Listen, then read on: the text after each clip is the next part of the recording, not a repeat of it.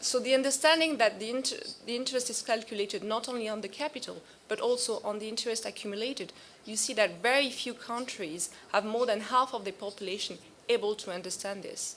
And being able to understand compound interest is really a key financial concept that will be useful for saving purposes, that will be useful for choosing a credit product. So this is really a concern. Moving on, I just wanted to flag what was mentioned by Sergei Storchak, so I can be very brief. Financial education is not developed in isolation. It is important as a component and as a complement to financial inclusion and financial consumer protection.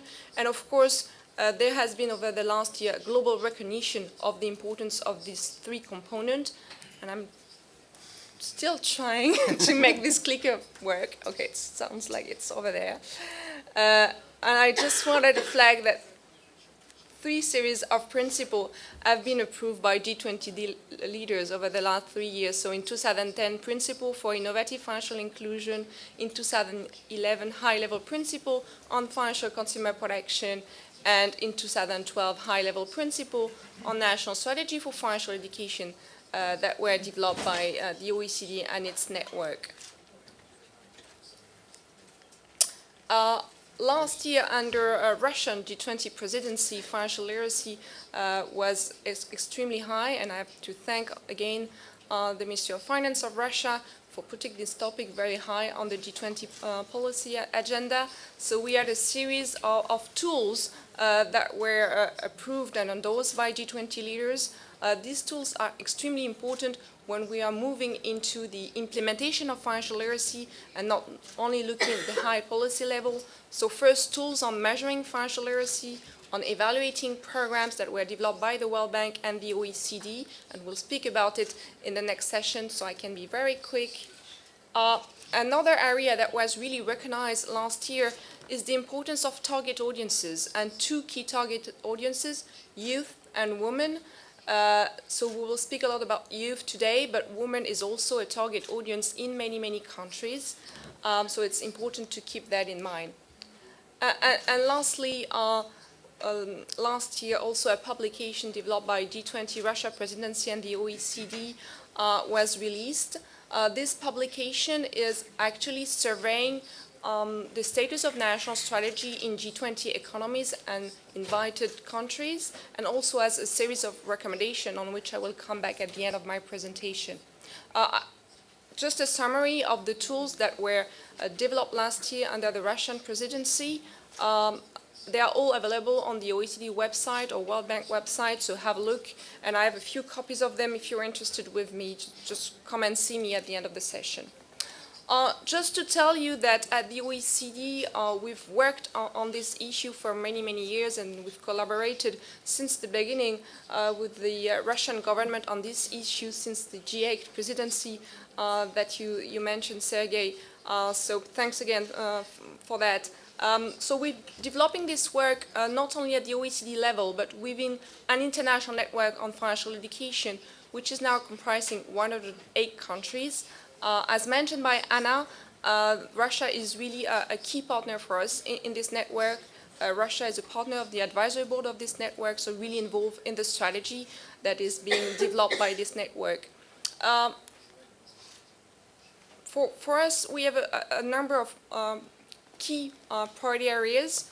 The national strategy, which I will develop in a few seconds, are really the overall framework through which we recommend countries to develop financial education. This is precisely what Russia is doing at the moment. But we are also looking at specific areas like target audiences, and youth is one of them, the development of tools and data, and sectoral issues such as credit, pension, saving and investment. And of course, we are also very committed to improve delivery through research into behavioral economics, for example, but also through peer review and practical guidance. Now, moving to the substance matter, I would like to remind all of us that when we are speaking about financial education, we are speaking of a process that may be long.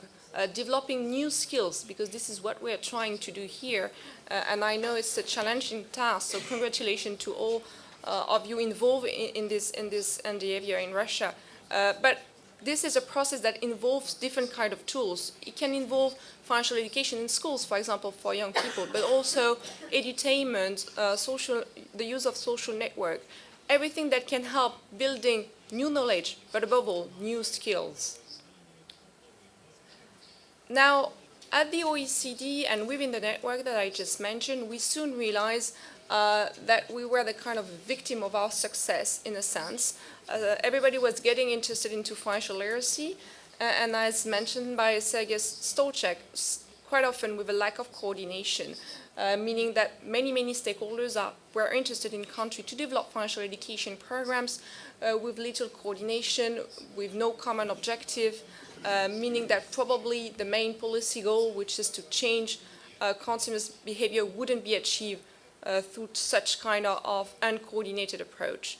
And we did realize as well that a number of countries were trying to set up national framework on financial education in order to make sure that actions from different stakeholders were coordinated in order to avoid duplication of resources, and also make sure that at a national level there were common objectives for financial education policies and program. And this is what the National Strategy for Financial Education is a way to coordinate initiative at the national level, a way to make sure that there are common objectives among the stakeholders involved in financial education. So quite often, this national strategy are including the four following components. The first one is the recognition of the importance of financial education at the national level, with the identification of national needs and gaps, the cooperation of different stakeholders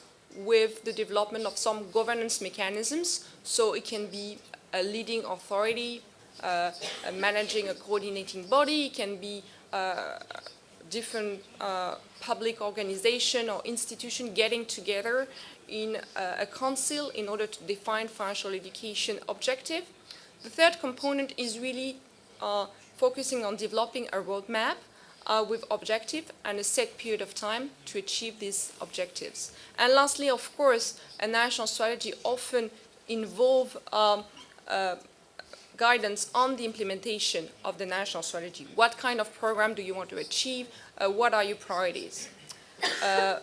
The slide tried to summarize why it's really relevant to go into a national strategy for financial education, but I think in Russia you're all convinced it's important, so I can be quick and get to my next slides, which is really showing what are the key components of the national strategy. And within the network, we are really insisting on the importance of the preparatory and diagnosing phase at the bottom of the figure. And this preparatory phase involves what you've been doing in Russia. First, assessing the level of financial literacy of the population, assessing the needs of different groups of the population, identifying target audiences. Then, of course, the governance mechanisms are really important if you want your national strategy to be well coordinated, as well as defining key priorities and key areas where you want your program to go and move forward.